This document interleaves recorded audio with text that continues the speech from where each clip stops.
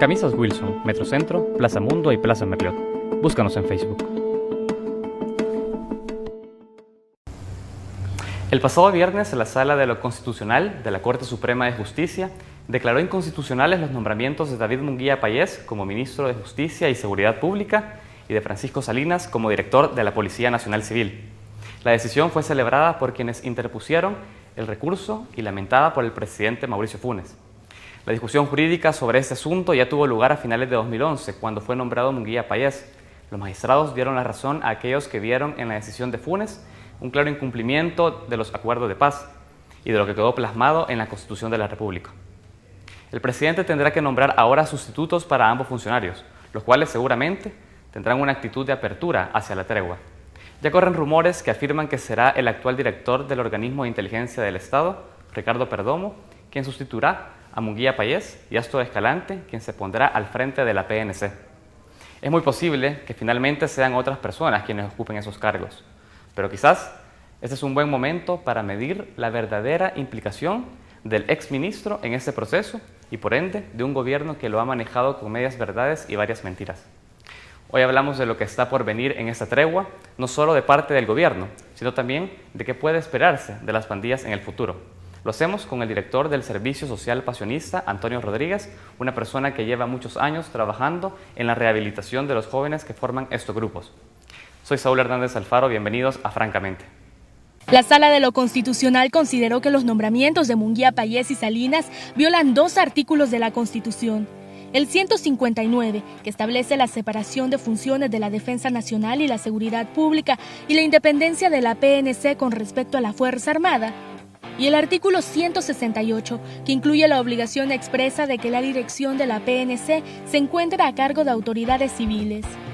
La Fundación de Estudios para la Aplicación del Derecho, de la que varios miembros fueron firmantes del recurso de inconstitucionalidad al que la Sala ha dado la razón, mostraron su satisfacción por ello.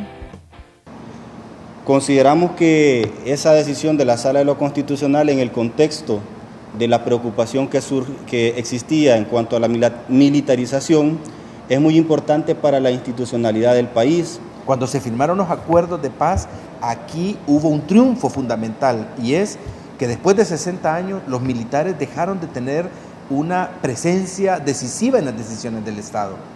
En la mañana del sábado, en su programa de radio, el presidente Mauricio Funes explicó que por el momento ha dejado como encargado del despacho del Ministerio de Justicia al viceministro Douglas Moreno.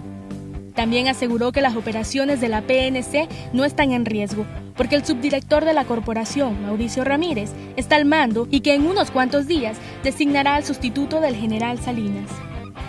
Funes aceptó la sentencia, pero expresó críticas en contra de la interpretación jurídica de la Sala de lo Constitucional. Yo no comparto los criterios ni los argumentos con los cuales los magistrados han declarado inconstitucional esas designaciones.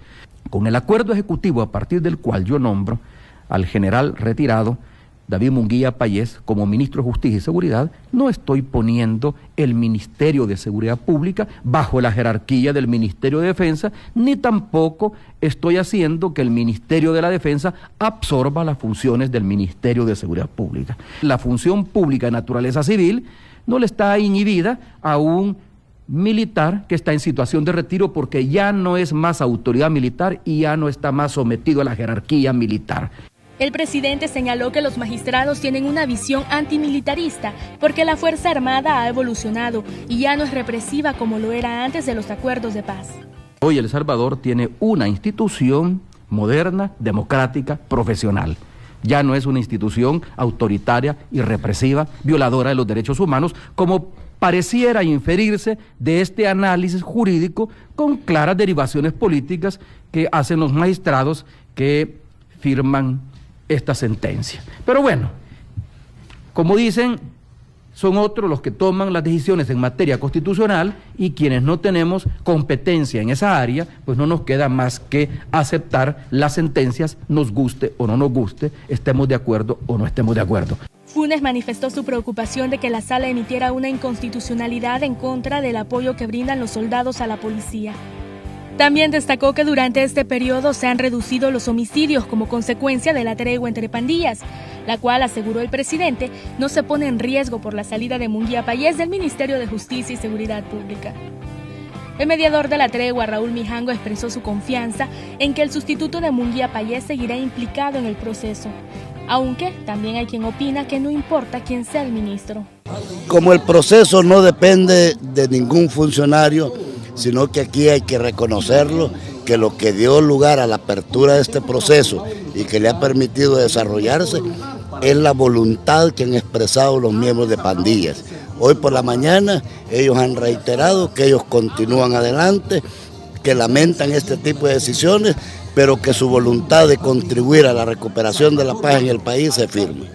Yo pensaría de que el ministro, en aquel momento, Munguía Payés, recibía el apoyo del señor presidente de la República, por lo menos el que llegue a ocupar el puesto de ministro de Seguridad y Justicia, va a tener siempre el apoyo del presidente de la República. Por eso, esperanzados en la necesidad del pueblo en general y de Ilopango, pues nosotros creeríamos de que no va a incidir de gran forma. Esta resolución de la Sala de lo Constitucional es una puesta a prueba de esa denominada tregua, porque consideramos que, y es un llamado que hemos estado haciendo al gobierno, de que institucionalice la tregua, y en la medida en que esté institucionalizada no va a ser afectada por el desnombramiento de los titulares de seguridad pública y de la policía. En la mañana del sábado, líderes de pandillas también comunicaron desde el penal de Mariona su compromiso de seguir adelante con la reducción de la violencia en el país.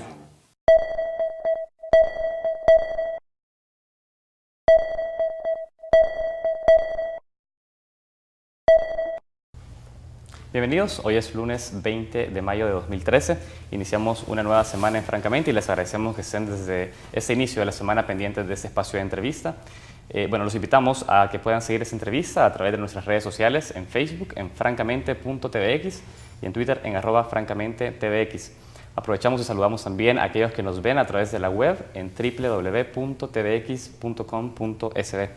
Esta mañana vamos a hablar sobre la tregua, vamos a hablar sobre los impactos de la salida de Munguía Payés y Salinas, tanto del Ministerio de Justicia y Seguridad Pública y la Policía Nacional Civil, respectivamente. Y vamos a ver los impactos que tiene esta salida a raíz de la sentencia de la Sala de lo Constitucional del día viernes.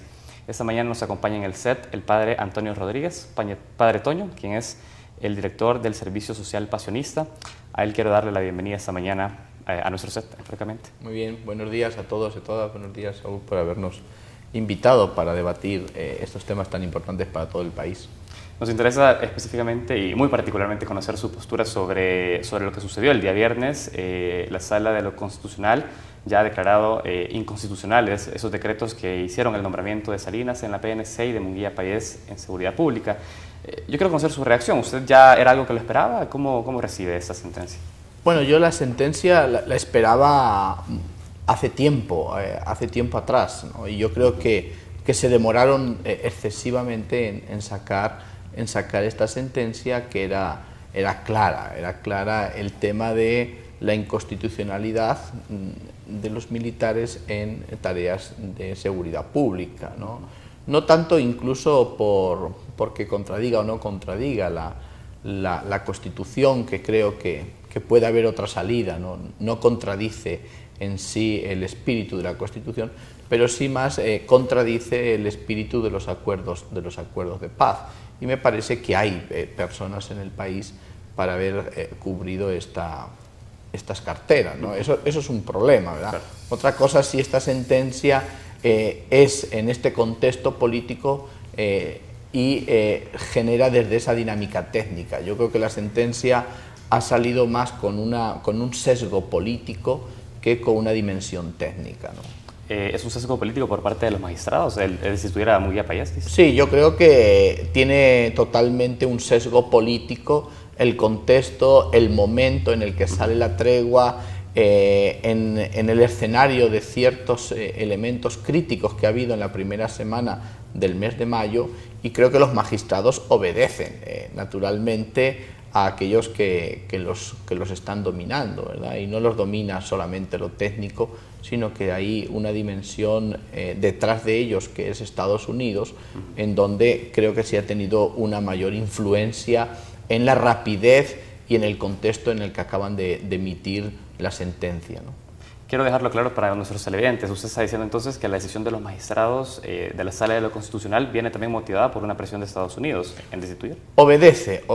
Incluso ha habido viajes de magistrados a Washington en donde ellos han debatido en el momento en el cual puede salir y emitirse. La sentencia los magistrados la tenían ya preparada, hace ya casi 6-7 meses ya estaba la sentencia preparada, incluso los técnicos que hay detrás de ellos ya nos habían comunicado que sí, efectivamente la sentencia estaba preparada para hacer la probabilidad que ellos quisieran, o los dos, o uno y otro no, o los dos juntos. ¿A quiénes nos comunicaron? ¿A usted y a quién más? A nosotros teníamos algunas comunicaciones internas de información que nos pasan de la Corte Suprema de Justicia y en esa información solamente faltaba la decisión de cuándo Washington a ellos les dijese que este es el momento para emitir, ¿no? Y pasó todo el mes inclusive el comunicado de la Iglesia también obedeció a una investigación que acaba de salir pública hace 2 días, claro, de Washington, que hizo el papel de la Iglesia en la paz y en la violencia del país desde los años de guerra. Tiene 32 páginas, acaba de salir, el viernes salió ese estudio. Entonces, todos estos documentos que han salido en la última semana, en la primera semana de mayo, incluso el incremento de los homicidios a 9, fue todo una orquesta de un ente que está muy furioso de que este proceso de paz del Salvador avance, porque avanzar la paz en el país y avanzar este proceso es avanzar muchas cosas, mucha democracia, avanzar desarrollo, avanzar que a Estados Unidos no le interesa, ¿no? Ese es el ente que dice usted que está en contra de la tregua, Estados Unidos. Estados Unidos está totalmente en contra de la tregua, ¿no? Inclusive en el día que emitió la Sala de lo Constitucional su sentencia, hubo una reunión con la embajadora en la embajada, con un grupo de analistas, y la embajadora por 6 veces les comentó y les dijo: la tregua ha fracasado. Es decir, me parece que hay unas ganas y un interés. Otra cosa que tú critiques la tregua en el sentido y que le des unos aportes o que digas por qué, pero una oposición que se está viendo el plumero, me parece que está generando en el país esa hipótesis de que a Estados Unidos le gusta que El Salvador esté en guerra. Bueno, eso quiero que entremos en ese detalle, porque usted decía el hecho de que Estados Unidos se oponga a este proceso de tregua también es oponerse a un proceso que se abre, un proceso de democracia, ha dicho, y otros elementos que se abren con la tregua.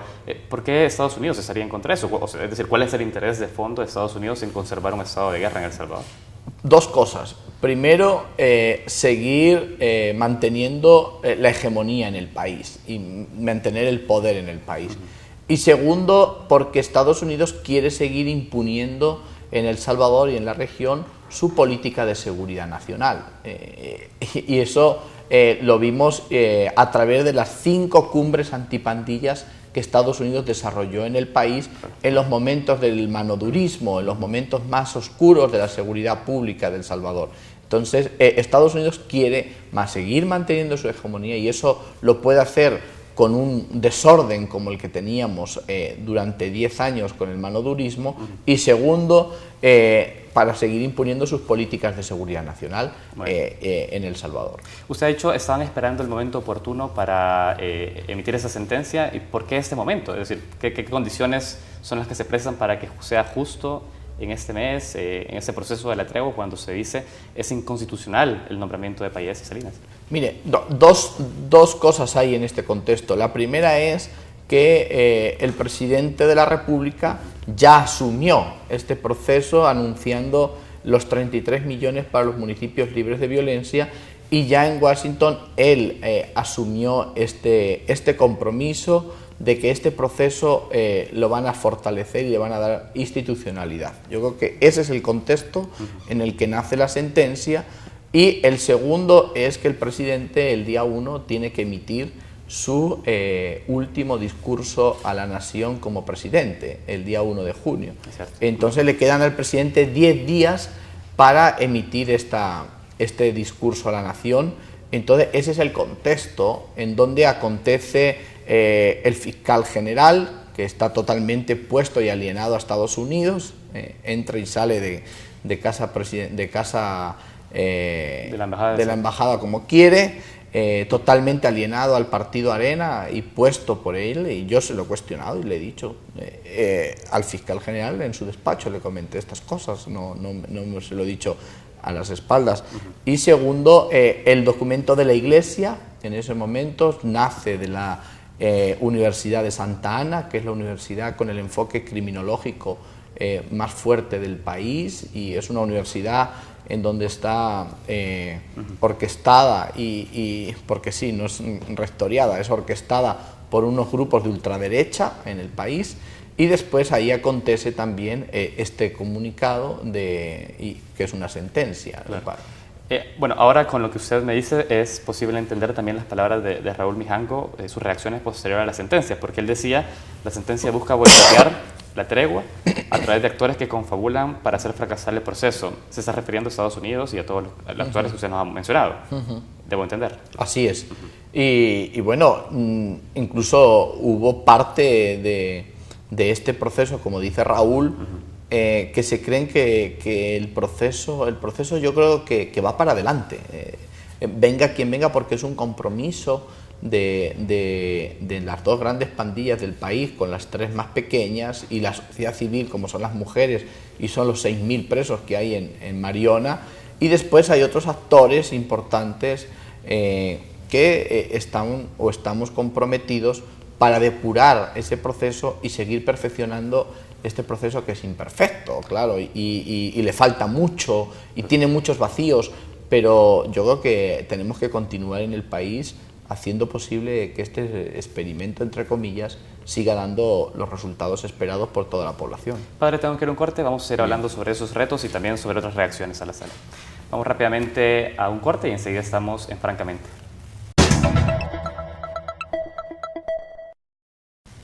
Continuamos en Francamente y esta mañana conversamos con el Padre Toño, Padre Antonio Rodríguez. Hablamos sobre las reacciones a partir de la sentencia de la Sala de lo Constitucional y efectivamente quiero hablar de eso porque usted decía ese proceso va a continuar, es decir, ¿no se pone en riesgo la tregua a partir del desplazamiento de Payés del Ministerio de Justicia? Mire, yo creo que la tregua no se pone en riesgo, no tiene ningún tipo de impacto, primero porque el país y el presidente asumió la tregua como parte de un proceso. Entonces me imagino que los titulares que el presidente ponga y nombre en esos dos, en esa cartera y en la institución de la PNC, van a responder a personas que están de acuerdo para seguir facilitando este proceso a aquellas personas que están comprometidas en el país y que han generado esa confianza. Entonces yo creo que la tregua no está en peligro, sino al revés. Todas estas cosas indican de lo exitoso que puede ser en el país este proceso. Es decir, a mí estas cosas son las que me motivan, igual que me motiva que todavía en el país siga habiendo personas honestas a los que la violencia les está pasando factura con su vida. Es decir, eso es lo que nos sigue motivando a los salvadoreños a seguir profundizando un proceso en donde puede cambiar la vida de otros, y estos indicadores nos dicen de que sí es cierto. Lo que pasa es que en El Salvador lo bueno nos dura poco, ¿verdad? La bondad siempre sigue y siempre es atacada y cuestionada, y me parece que este proceso Estados Unidos y otros actores ideológicamente de derechas están totalmente desorientados, porque el negocio se está acabando para muchas empresas, el negocio político, el negocio electoral, de uno de los grandes problemas que tenía el país, de los cuales nos beneficiábamos y se beneficiaban muchos. Mire, es importante eso que menciona, porque Estados Unidos ha sido de los países que más ha cooperado en materia de seguridad con El Salvador. Es decir, con esta decisión también se está entrando en fricción, ¿cree usted?, sobre la mirada y la alianza entre Estados Unidos y El Salvador, el presidente Funes y el gobierno de Estados Unidos en esta materia. ¿Entra en riesgo esa relación de cooperación por materia de seguridad? Mire, yo creo que esa relación ya ha bajado bastante su perfil. Primero porque también el escenario, y entrar Tony Saca en el escenario y la alianza que tiene con el presidente históricamente y con Ghana, eso también enfurece bastante Estados Unidos, ¿no? Y por eso Estados Unidos solamente quiere que el país vuelva a lo de antes, no solamente desde materia de seguridad, sino también electoralmente. Es decir, Estados Unidos se siente muy cómodo en Arena y Estados Unidos se siente muy cómodo en esa derecha de Arena representada. Entonces, ese es, primero, el por qué está en contra de esto, y segundo, por qué ya la relación del presidente con Estados Unidos ha bajado su perfil, y se nota en ciertas expresiones. Bajo esa lectura, ¿es posible esperar entonces un apoyo de Estados Unidos en materia político-electoral a Arena en el próximo proceso? Sí, totalmente. Es decir, Estados Unidos a nivel electoral está totalmente plegada a esta postura. Lo que sí tenemos que tener claro es que el tiempo político de la tregua, o el tiempo político de este proceso de reducción de homicidios y de la criminalidad, o este tiempo de proceso de paz, como lo queramos llamar, sí que tenemos que sacarlo del tiempo político electoral. Me parece que el país no puede someter al escrutinio y a la arbitrariedad de una ideología ciertos procesos que dan resultados. Es decir, me parece que en este tema y en esta materia debería haber lo que llaman en otros países el pacto de la Moncloa, pero sí creo que aquí debería haber el pacto de casa presidencial, y por eso la reunión que tuvo el presidente con los 3 candidatos presidenciales, porque hay cosas que necesitamos como país profundizar y no dejarlo solamente al sesgo ideológico, porque eso fractura, divide, entorpece y nos hace retroceder, o lo peor sería hacer mutuar ciertos problemas y complejizarlos. Ahora, si identificamos en Estados Unidos y en el fiscal general, usted lo ha dicho, detractores al proceso de la tregua, y usted ha dicho Estados Unidos se siente cómodo con Arena, estamos diciendo entonces que Arena está en contra de la tregua. Claro, el Arena y el presidente y Quijano lo han manifestado varias veces, que él no está de acuerdo con la tregua, ni pueden estar. Por más que ha dicho que va a profundizar y ampliar ese proceso. No. Ellos no están absolutamente en nada de acuerdo con este proceso. Lo que pasa, por si tú te das cuenta, el discurso de Quijano no tiene para dónde tirar, y los 3 discursos presidenciales parece ser que los 3 son socialdemócratas, es decir, todos que cuando atacan el vaso de leche se retractan, ya no tienen nada que ofrecer a este país. Yo creo que la clase política no tiene mucho que ofrecerle a El Salvador, y se les nota que en su discurso están totalmente que no saben qué decir. Primero porque hay momentos importantes políticos que necesitan de una respuesta, y yo creo que la respuesta del pasado ya no es una respuesta al desafío y al futuro del país. Perfecto. Padre, ¿entra en riesgo entonces la tregua con una llegada de un gobierno de Arena, con Norman Quijano al frente de la presidencia? Yo creo que entra en riesgo el país entero, es decir... Le pregunto por la tregua. Y la tregua inclusive, es decir, y la violencia se fortalecería, porque si tú analizas los gobiernos de Arena, fueron los gobiernos que más incrementaron la violencia y que más incrementaron el militarismo. Quizá ellos no tuvieron militares en las carteras de seguridad pública, pero yo no necesito tener militares en las carteras de seguridad pública para hacer de la seguridad pública una estructura militar y hacer de la policía estrategias militares. Es decir, los que militarizaron el país y los que nutrieron la seguridad pública de estrategias militaristas y los que tuvieron una estrategia de tener al país en guerra nacional fueron los gobiernos de Arena.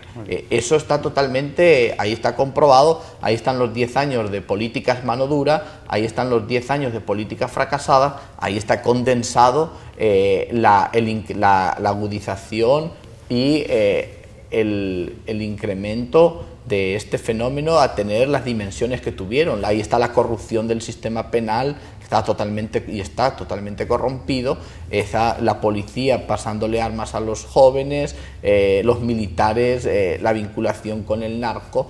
Es decir, me parece que el país todavía no hemos tomado conciencia de lo que supone unas políticas de Arena en los impactos de la seguridad pública y en el desafío del país. Muy bien. Sí, hablamos en términos generales de toda la política de seguridad pública, los impactos que usted ha mencionado. Yo le preguntaba específicamente por la tregua. Usted dice, bueno, no solo entra en riesgo el país, sino que también la tregua. Y sobre esto quiero conocer ¿cuál es el rol entonces que está jugando un gobierno dentro del proceso de la tregua? Mira, el rol que está desarrollando el gobierno en la tregua es facilitando las cosas para que haya diálogo entre los jóvenes pandilleros, los podamos acercar, es decir, una apertura a los mediadores para poder generar esos procesos de diálogo interno y en donde se permita, porque al final el conflicto entre ellos, entre la Mara Salvatrucha y la pandilla 18, el conflicto entre ellos se tenía que solucionar por el diálogo.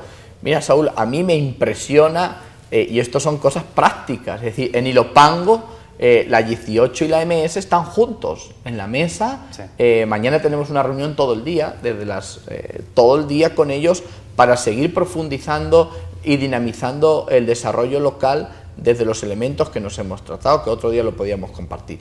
Pero, por ejemplo, el otro día también en la reunión de Marión, analizando el despunte a 9, que fueron 3 más, de homicidios, y analizando el comunicado de la Conferencia Episcopal salvadoreña, estaban juntos, MS y 18, en ese proceso de diálogo. La semana pasada yo tuve diálogo con otros actores de otros municipios que no habían entrado muy bien en esto de la tregua y se comprometieron conmigo a comenzar un proceso de diálogo de los números y las letras. Entonces, esto en el país no se podía concebir hace 2, 3, 4, 5 años. Es decir, que dos partes enfrentadas, generando tanta violencia, comiencen a sentarse y a pensar que pueden hacer de la pandilla otra cosa que no sea lo delictivo, sino la pandilla puede ser, puede terminar en una asociación cultural o puede terminar en otra cosa. Lo importante es que la pandilla vaya abandonando toda acción delictiva, que es lo que la población está demandando y lo que ellos en ese conflicto también demandan. Perfecto. Yo solo quiero terminar de entender, cuando usted decía el gobierno ha servido como facilitador en ese proceso, más allá de redireccionar fondos y focalizar algunas políticas de algunos ministerios sobre temas de carácter social, específicamente en los municipios libres de violencia y otras medidas más, ¿hay algún tipo de política puntual hacia los pandilleros que no se está dando a conocer, padre? ¿Hay algún tipo de concesión que está haciendo el gobierno y que está también generando un clima armonioso para que se genere la tregua? Mire, lo que han generado armonía, es decir, a veces hablan en los centros penales, a pesar de lo infrahumano en las condiciones en las que está, pero los pandilleros, es decir, que tener un plasma, porque ya no hay televisiones de aquella, ¿verdad? Todo el mundo tenemos... Tener una televisión para 1.400, y el otro día que yo estuve en el penal durante todo el día, estaban viendo Winnie Pooh o están viendo los programas, nos están viendo a nosotros, pero no, para mí no es eso un privilegio. Es decir, el que diga que los jóvenes, o que les metan a sus niños, que antes no se podían ver a sus hijos, o que tengan un poco más de visita íntima, yo sé que eso no cambia la vida de un pandillero ni nada, pero son cositas insignificantes en donde ellos sienten una mayor armonía entre ellos. Bien. Pero me parece que el gobierno no está generando condiciones o no hay nada detrás en este proceso. Ahora, pero lo que sí no es cualquier cosa es el hecho de que se ha señalado, no hay bloqueo aún en señales de celulares y en algunos casos acceso a internet, y se sabe de que es desde los centros penales donde se dirigen muchas de las acciones de extorsión y otros delitos, es decir, eso no es una flexibilización, padre. No, porque eso es una corrupción, es decir, no es porque... Eso no es coyuntural, te está diciendo. Eso está y forma parte de la corrupción todavía que existe en el sistema carcelario. Al final, o que les pasen un poquito de marihuana, pero solo tira el militar desde la torre y vale una manzana antes de la tregua, una manzana en Zacatecoluca valía $75. Una manzana. ¿Y eso quién vendía la manzana? Pues el custodio o la custodia encargado de ese proceso. Es decir, claro, pero estamos hablando de eso y también de abrir, es decir, señal hacia celulares e internet. Claro, pero la señal es también la corrupción. Ajá. Porque hay días que la señal no corre, mientras que hay otros días que la señal sí corre. Es decir, pero es porque el custodio tiene y les pasan un dinero y baja el bloqueador de los celulares para que haya, es decir, uno ya sabe cuándo puede hablar, cuándo están los corruptos en cada centro penal, porque tiene más facilidad de hablar.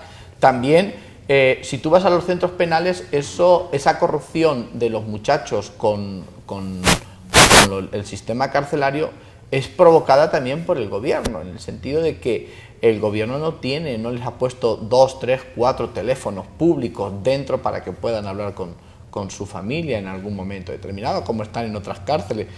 En Cojutepeque el sistema eléctrico le costó a todos los pandilleros $1.200 y tienen un sistema eléctrico que no sé ni cómo se mantiene en las habitaciones. Si tú vas a ver Cojutepeque, vas a ver inclusive la limpieza, el rinso, lo tienen que poner los privados de libertad. Entonces, cuando hablamos inclusive tocando esto con la tregua, es decir, si los jóvenes tienen tantos compromisos para mantener la higiene, mantener la infraestructura de un centro penal, porque el gobierno no es el que está haciendo las cosas, pues yo creo que con todos estos datos, más aún me dices, demasiado hacen que todavía han propuesto un pacto de no agresión. Pero sí. En dado caso, la concesión es no revertir esa misma estructura de corrupción por parte del gobierno en los centros penales. Claro, se ha depurado mucho, y somos conscientes de que ha habido una depuración grande dentro de penales. Padre, tengo que ir a un corte, vamos a ir hablando sobre esos retos y también sobre otras reacciones a la sala. Vamos rápidamente a un corte y enseguida estamos en Francamente.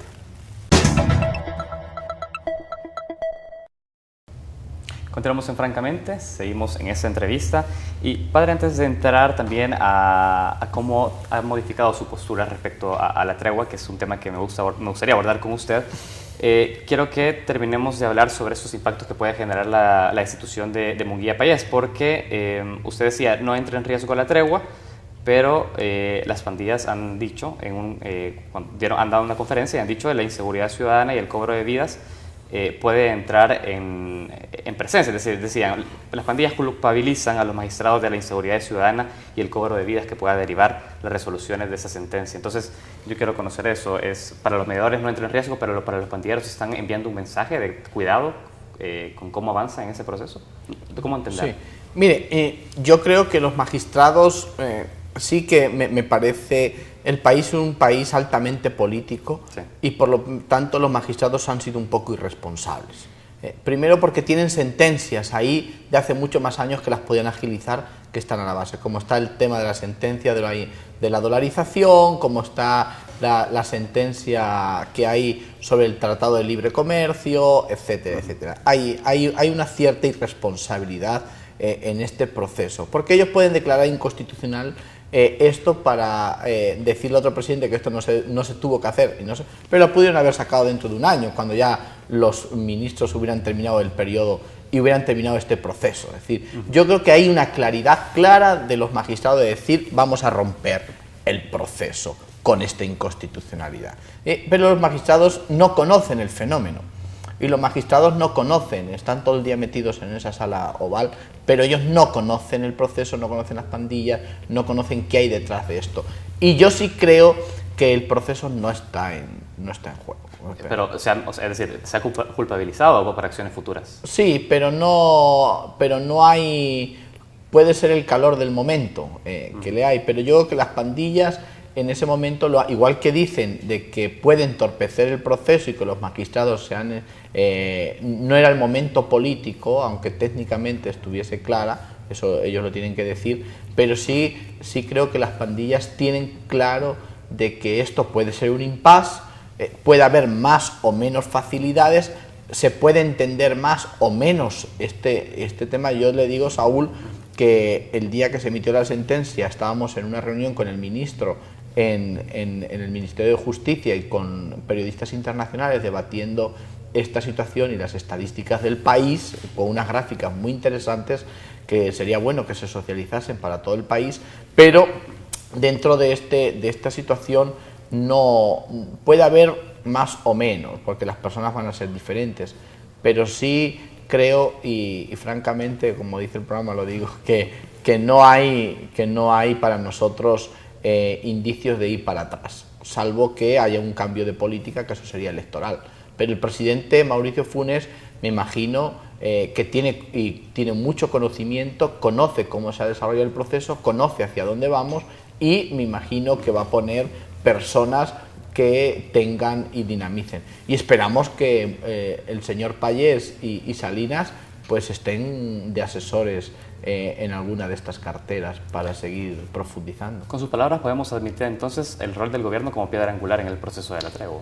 Yo creo que sí, el gobierno tiene una responsabilidad y es la piedra angular en estos momentos ya del proceso, porque le falta hacer dos cosas que estábamos haciendo en las últimas semanas. Primero, ya estábamos construyendo con el ministro unos grupos de diálogo con la Fundación Humanitaria para profundizar el proceso con los sectores, con el sector empresarial, el sector académico, la cooperación internacional, los gobiernos locales y las ONGs, organizaciones de sociedad civil que están vinculadas con este fenómeno. Eran 5 procesos de diálogo y se había solicitado a Interpil, la Alianza Internacional para la Consolidación de la Paz, posconflicto y en conflicto de Ginebra, que nos ayudasen a facilitar este proceso.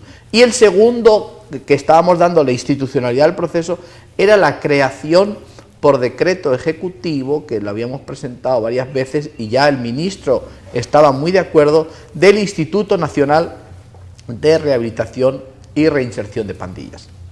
Este instituto, con 4 subdirecciones: la subdirección de crecimiento y abordaje psicosocial espiritual, la dirección de educación formal y no formal, la dirección de emprendedurismo y de reinserción laboral, donde vincularíamos todo el sistema productivo, aquí todo el sistema educativo y sistemas educativos que tienen que ver con un cambio de actitudes y de fortalecimiento de las capacidades, aquí todas las iglesias que están encargadas de un poco los valores de la vida y un poco de la educación espiritual. Entonces, en un componente las iglesias, en otro componente el sistema educativo, en el tercer la empresa privada, y en el cuarto componente era el fortalecimiento del tejido social, en donde aquí vinculamos lo que es las organizaciones, las ADESCO, y son los gobiernos locales. Estos son los 4 elementos de las 4 subdirecciones del Instituto Nacional de Rehabilitación e Reinserción. En estos 4 elementos articularíamos las ONGs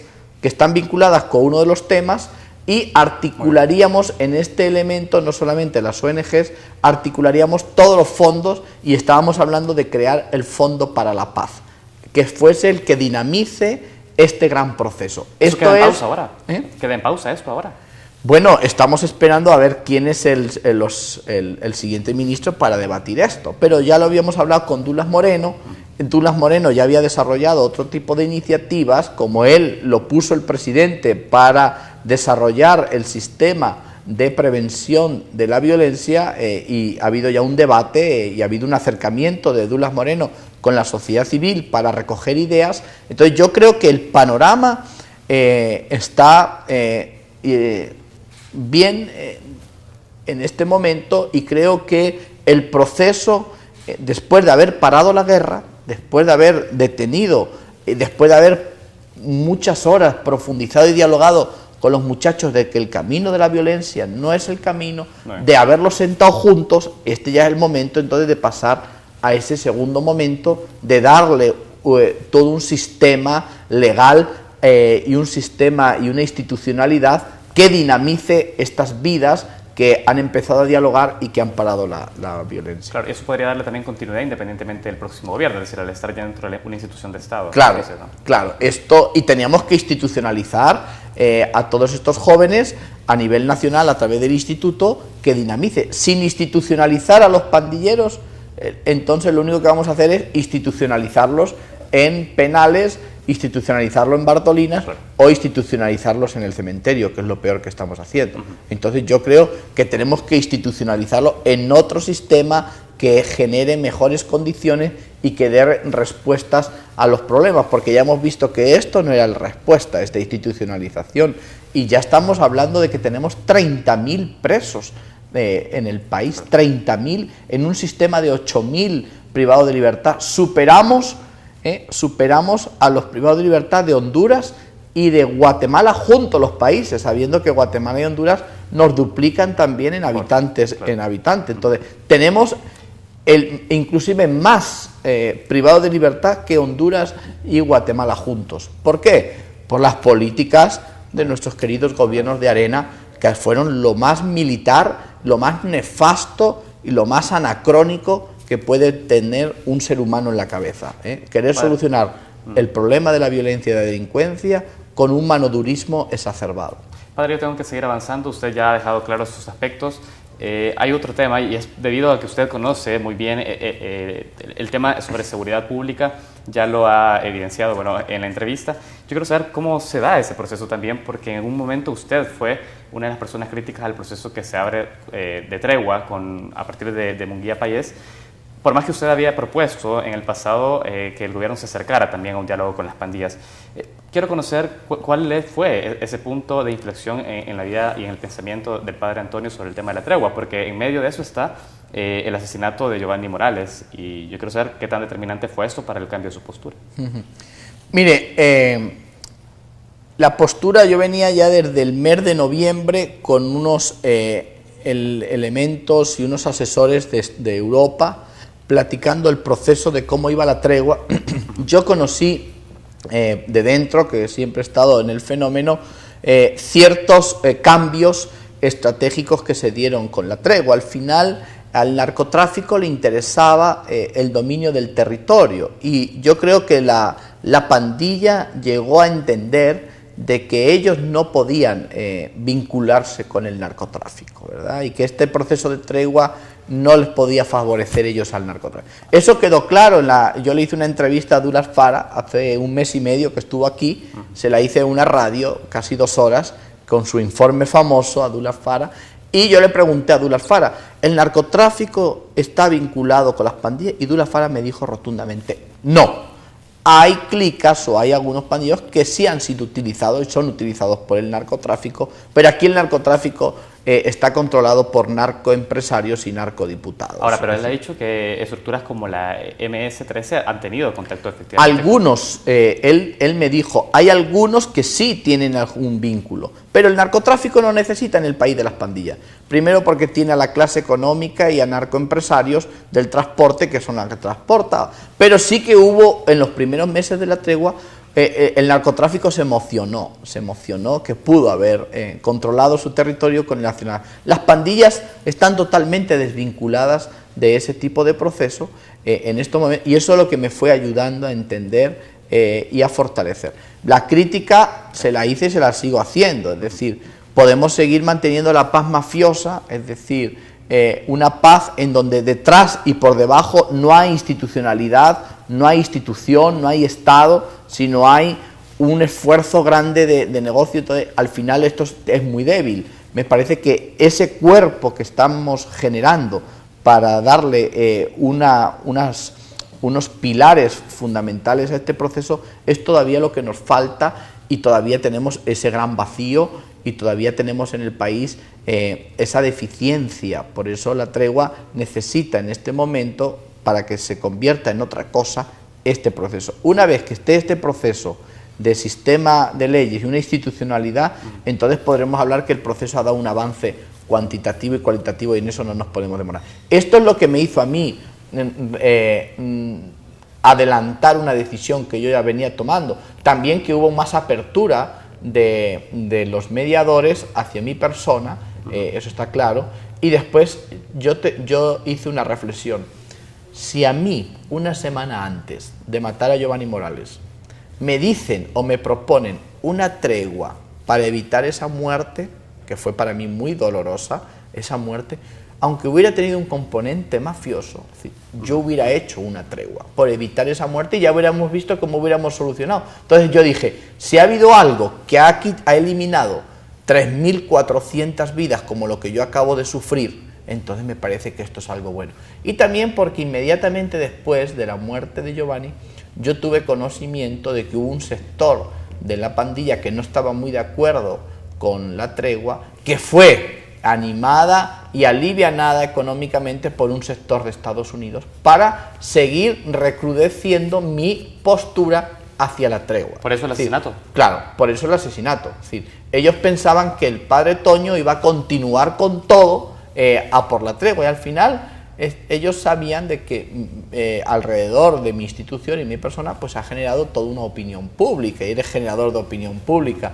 Entonces este fue un elemento, dije, yo no voy a caer en la trampa. Como no pudieron recrudecer, y ellos nunca pensaban que yo iba a tener un giro en esta dimensión, aunque ya sabían que yo tenía diálogo y acercamiento con asesores de Europa y de la Unión Europea en otras comisiones.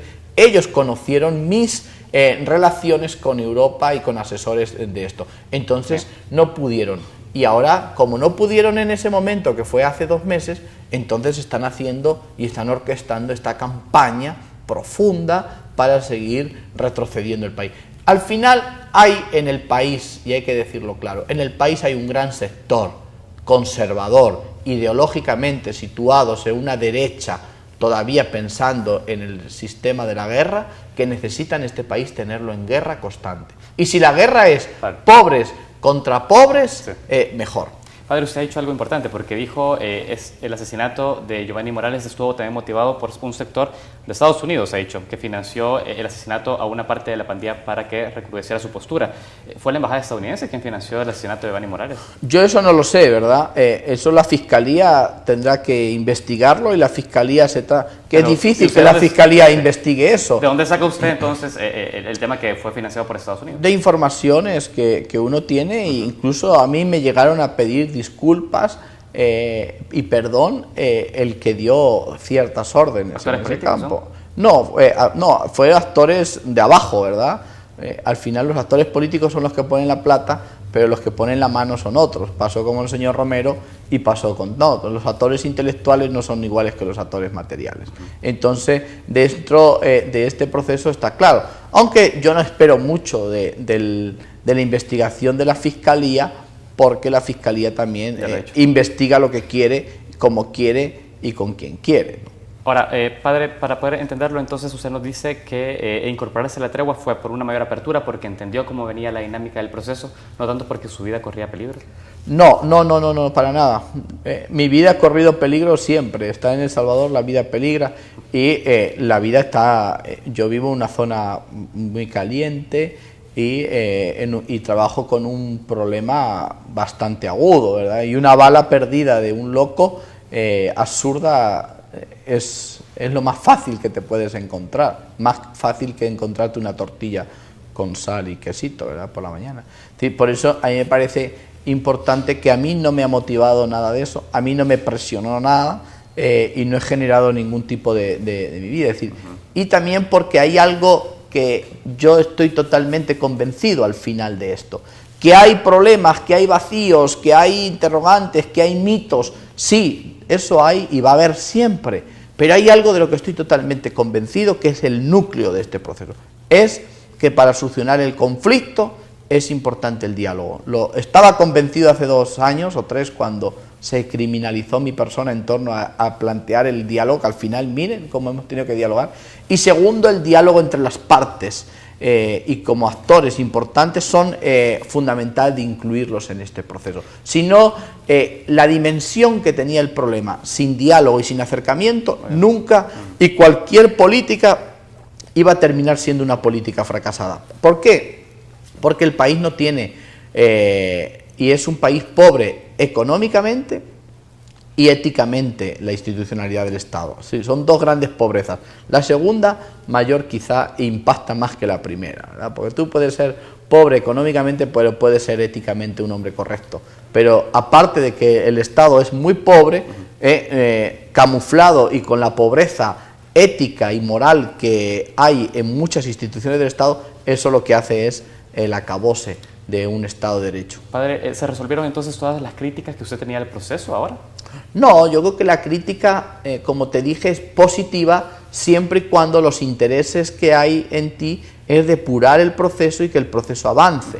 Yo nunca estuve en contra de la tregua como tregua, ni nunca estuve en contra del diálogo, porque incluso en el mes de noviembre yo hice una conferencia nacional que se llamaba La Tregua, Oportunidad y Desafío. Es decir, yo lo que estaba en contra es de que íbamos muy lentos en darle respuesta a los pandilleros desde un proceso de reinserción y rehabilitación, que no se quedase solamente en diálogo. El diálogo es importante entre ellos, pero después del diálogo está el andamiaje del sistema que aborde a la persona y que toque a la persona, porque si este proceso no toca los 60.000 pandilleros que hay en el país, y esos 60.000 alrededor, viendo los núcleos, son casi 800.000 personas que están alrededor de este fenómeno, tienes 1 millón casi de salvadoreños que están alrededor de estos 60.000 jóvenes, hijos, mujeres, todos los que...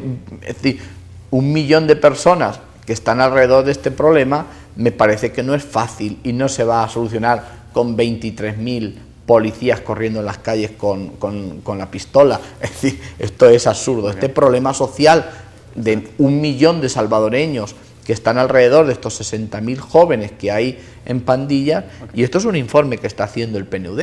El PNUD es muy interesante, no está terminado porque llevan 158 municipios estudiados y faltan alrededor de hasta los 262 municipios que tiene el país. Muy bien. Padre, yo tengo que ir cerrando la entrevista. Usted es una persona que ha estado muy relacionada también con el tratamiento a jóvenes expandilleros.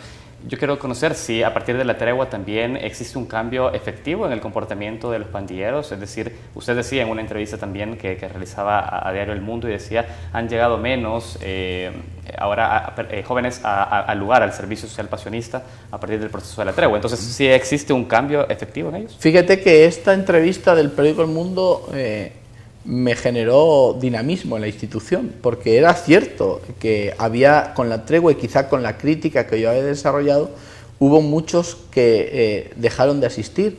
Fue a través de esa entrevista del periódico El Mundo. Es decir, en estos momentos hemos entrado en 2 semanas, tenemos ya 125 jóvenes metidos en los procesos de reinserción en 15 días. Es decir, tenemos un proceso en 4 comunidades, con 4 estructuras, con 4 clicas, no voy a decir el nombre por no entorpecer el proceso, pero sí hay 4 y cuando quieran son 125 jóvenes y tienen un coordinador en los 4 de acompañamiento psicosocial. Ya le hemos contratado el de educación para los 4 lugares, el de emprendedurismo, falta el de tejido social, que es comunidades, relaciones más fuertes y recuperación de la confianza de la comunidad con los pandilleros en actividades. El otro día tuvimos una reunión en una zona con las 10 empresas de toda una zona de una clica y me dijeron las empresas, hace 2 años que los pandilleros nos quitaron la renta a las 10 empresas y ya hemos hecho un proceso con ellas y ahora queremos que usted nos acompañe en incorporar el 3% de nuestros empleados a la empresa nuestra. Es decir, esto para mí es parte importante de que toda una zona grande, que es toda esta zona, esta sí la voy a decir porque no tengo problema, es toda la zona de la Montserrat, la Colonia Luz, la Monte Carmelo, toda esa zona de la MS han entrado en un proceso bastante interesante. Entonces, yo sí estoy convencido de que una vez que los pandilleros vean un sistema ordenado, que van no solamente a sacarles información, sino a cambiar su vida, porque los pandilleros tienen que sentir confianza en la institucionalidad, que no van a sacarles información o a ser instituciones soplonas, como lo que era el Consejo Nacional de Seguridad Pública en los tiempos de Bonilla, que al final Bonilla, que en paz descanse, estaba vinculado a la OIE, y al final no sabemos si era consejo o era estructura de información. Estas cosas hay que eliminarlas. Al final, este proceso necesita de mucho diálogo, ellos con ellos, nosotros con ellos, la sociedad con ellos, y este proceso necesita sobre todo mucha confianza, recuperar la confianza, inclusive recuperar la confianza en la policía, de la sociedad y de todo como un ente que trabaje y aborde la seguridad pública y que no sean solamente soplones o que trabajen poniendo en peligro y en riesgo la vida de otras personas en este momento. Excelente. Padre, ha quedado claro y le agradezco su tiempo esta mañana en la entrevista. Ha sido un gusto tenerle y por supuesto vamos a estar pendientes también del curso de la tregua y de las acciones que se Muy bien, muchas gracias y muchos ánimos a todos. Muchas gracias. Les agradecemos también a ustedes que nos acompañaron en este inicio de semana. Nos vemos mañana martes y recuerden que podrán encontrar esta entrevista en nuestro canal de YouTube y asimismo también la nota que se genera a partir de la misma en nuestras redes sociales. Muchas gracias.